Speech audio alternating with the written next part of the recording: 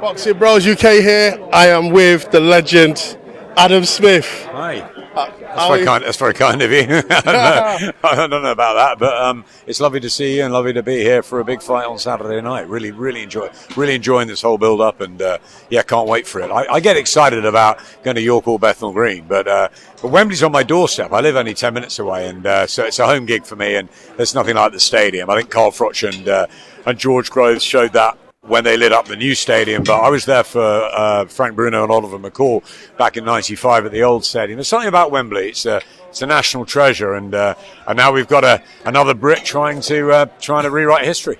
So, thank you. Firstly, you're very modest, but you are a legend in the game of boxing from years past. I just wanted to ask you about Sky. What do you know about their moving forward? Because obviously they've not. They're not having like an exclusive person like Boxer or Ben Shalom like they have before. They're freelancing and they haven't renewed his contract. Do you know what's going on with that? I was at Sky for nearly 30 years, and Jonathan Lish, the head of Sky Sports, and Rob Selms, who will make those sort of decisions, are good friends of mine. I work with DAZN now. It's not my business. It's not my territory. I think Sky have been unbelievable for boxing for the last 3 decades, and I'm absolutely convinced Sky will continue in the sport. Obviously, there's other main sports that happen on Sky: the football, the Formula One, the cricket, the tennis. There's so much. So boxing's a part of it, but I think Sky will always show boxing. So they've had 2 great deals with Top Rank and Ben Shalom. I worked with Ben for the first year before I got ill, and I enjoyed that. And we signed some really good fighters, the likes of Ben Whittaker and Lauren and Karras and Fraser Clark and Adam Azim. And so he's got a great stable. So I'm looking forward to seeing where Ben's going to go next and where Sky are going to go next. And I don't know the answer to either of them. Ben wants to catch up with me. Jonathan Lish is going on holiday, so I don't really know the answers. And as I said, it's not my business. I love Sky. Cut me open. I bled Sky for my entire career, and I know that Sky will continue in boxing in some way because too big a sports channel not to. But having said that, I'm now with DAZN. DAZN is definitively the home of boxing, with Frank and Eddie and Golden Boy and Turkey Al Sheikh and everything that's working with it. Boxing's left, right, and centre with and GBM, one of my other sort of roles, all over DAZN, and this is live on DAZN, exclusively on DAZN on Saturday night. So yeah, I'm really pleased to be back commentating after my illness on DAZN, week in, week out. I'm loving it, and I'm pleased that boxing's on DAZN. I'm pleased to be part of the team, but I'm sure Sky will stay involved in the sport. Good. So you're the captain of boxing in the UK, GBM, Sky, DAZN. But it's funny you should say about Sky being involved in boxing, because Turkey Al Sheikh's made that statement where pay-per-view is gone and all boxing is going to be free on DAZN. For me, I'm struggling to see how that's going to work.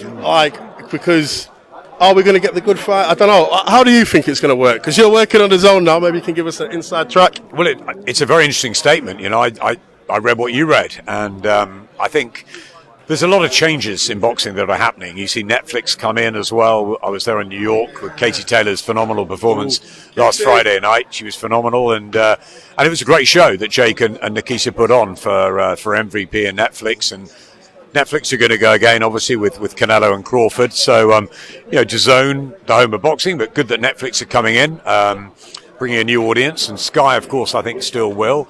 Channel 5 still in boxing. We don't know what TNT are doing. So there's lots of different avenues. As far as pay-per-view goes, I don't remember life really without pay-per-view. I mean, I was at Sky from 1994, and I think 1996, March 96, maybe, Bruno and Tyson was the first one. So it's always been pay-per-view, and I think box office events have always had a certain special something. You get the build-up, and at the end of the day, you pay your 20 quid or 25 quid or whatever it is, and you get entertained for the night. So, look, it's a different model, I guess. Turkey has changed the landscape, the face of boxing. He's brought everybody in, the Franks, the Eddies, the Bens, to work together. So it'll be really interesting to see what happens. And, the fans are the most important. And if the fans are going to get it cheaper, or there's going to be ways that they're going to get more access to the sport, that's a great thing. So long as fighters are still getting paid the maximum that they can. They're the ones that have to be looked at differently to everyone else. They're the ones that we're all in it because of the fighters. We should never lose track of that, never lose concept of that. We respect the fighters more than anything, and the fighters need to be paid the most because we are all entertained because of them. So long as the fighters are paid and the fans get the best access to the sport, it's good with me. Cool. So, Katie Taylor, magnificent performance. I know you're very close to her. You've been with her from the start of the career. How did you feel? How happy were you for her on that day? I'm very close to Katie. She's a good friend of mine. She's a family friend of mine. She's been on holiday with me. We're super close. Same with Bridget, her mum, and Brian Peters and the whole team. Objectively looking, I thought it was 1-1. I thought she won the first fight with Serrano. I thought Serrano was unlucky not to get the second. But I thought Katie's performance on Friday night was astonishing. I thought she rolled back the years. I thought she looked like she was 25.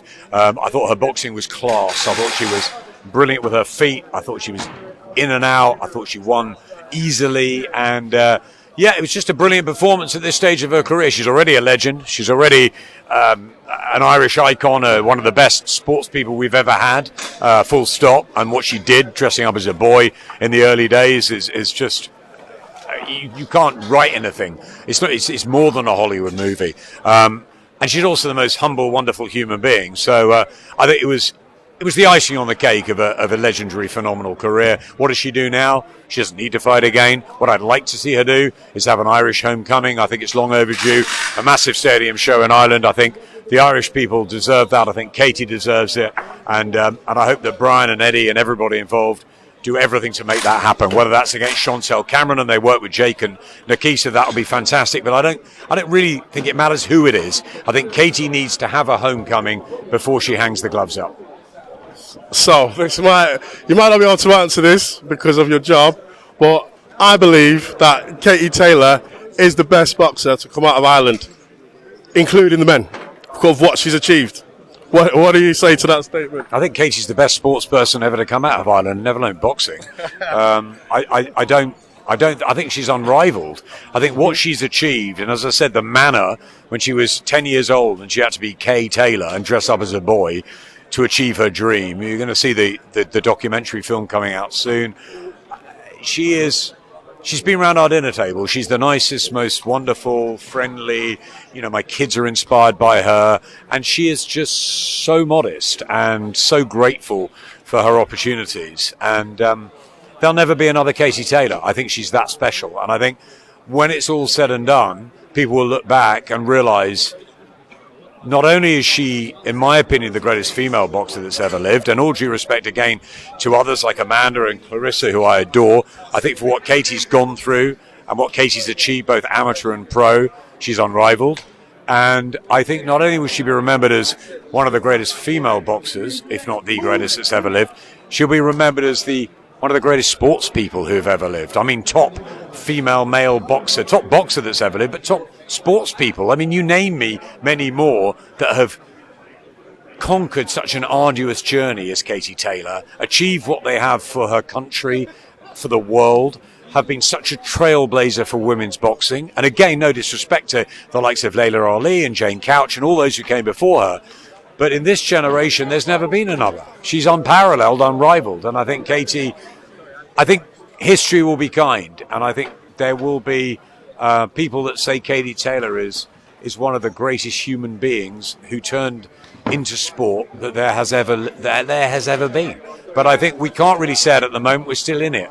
But I think in 20, 30 years' time, people will look back at Katie Taylor and realise how special she was. Yeah, for real. Today, obviously, Usyk, Dubois. What are your thoughts on the fight, and who have you got winning? Well, I'm calling the fight, so I won't make a prediction, but I will say that Daniel Dubois will never have a better chance. I think he's got great momentum going into this fight. I'd like to have seen him have a fight in February. I think that was a disappointment that didn't happen with Joe Parker, because I think it's a long time since he fought in September. But if you look at the Baby Miller fight, and you look at Hrgovic and at Joshua, he's in the form of his life. He's 27. He's a young lion ready to go. The problem is Alexander Usyk is the best. He's the pound-for-pound king. There's no sign of any decline. If anything, he's getting better. You saw his professor up there, Cuba, who takes all his numbers. I've been in the camp with him. He trains like no one I've ever seen before, including De La Hoya, Roy Jones, Floyd Mayweather at their pomp. He's a one-off. He's a freak of nature, but he's a very clever fighter too, and he's extremely good in rematches. So I think logic has to say Usyk in this fight, but Daniel Dubois has a chance. He punches really hard, and if he can get his shots going and he can work that Usyk body, we'll see what happens. But yeah, Usyk's a big favourite going to him. Thank you. So in Boxing Bros UK, we do 3 rounds. So I'm going to ask you 3 questions. Copy it off Carl Froch. Yeah. So the first round is name me your 3 favourite fighters to watch who are active right now. That you like watching, not who the best. You enjoy their fights. Wow. Who do I really like watching? I really like watching Shakur Stevenson. Yeah, me too. I think he's a brilliant advocate of the sweet science. I really like watching Dave Allen because of his story, his journey, and the unpredictability of what he's going to do. And I love watching Katie Taylor because she's my friend. Okay, brilliant. So now, same again, but retired fighters. You're all time, but people who aren't fighting now. Okay, that's easier. Tommy Hearns was my hero, so it's got to be the Hitman. Barry McGuigan was my other hero, so it's got to be Barry. And Muhammad Ali was the greatest of all time. Brilliant. Mine's the same as that pretty much, except I swap Hearns for Duran. I like Duran better. But last one. Knocked him cold. Yeah, I know, but Duran's I just love Duran. But anyway. But I cried when Hearns lost to Hagler, I cried. And when I interviewed Tommy and Sugar Ray one time, Tommy goes, I cried too. So we all cried that night. I think Sugar Ray cried as well. Apart from Marvin Hagler, everyone cried that night. I was 13 at the time. Do you know, I cried when Steve Collins beat Chris Eubank. I was devastated, and I hated him for it as well because I was a big senior fan. I loved Eubank as well. But I love Tommy Hearns because of the gold trunks and the Kronk gym. That's why I love Tommy. He was my absolute hero. So, last question on the last round. I can let you go. Was it a low blow in the last fight? Yes or no? It's a good question, and I don't think it was low, actually. I think that Alexander made I'm not sure a meal out of it's quite respectful enough. He certainly used his experience to utilise every minute he could in getting back to his feet. But I think the blow was low, and I don't think it was a legitimate punch. I think it was just slightly low. Just slightly low. But I think he did utilise that time. Well, he's going to. Well, thank you very much for the interview, Smith. It's a pleasure to meet you.